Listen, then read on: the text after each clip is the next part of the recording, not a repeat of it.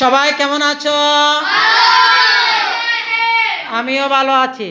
আজকে আমরা প্রজেক্টরের মাধ্যমে আজকের পাঠ গ্রহণ করব। কেমন? তাহলে আমরা একটা ছড়া গানের মাধ্যমে শুরু করব। কেমন? তাহলে সবাই আমরা করব জয়। আমরা সবাই পারি?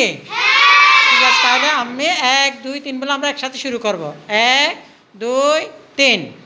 আমরা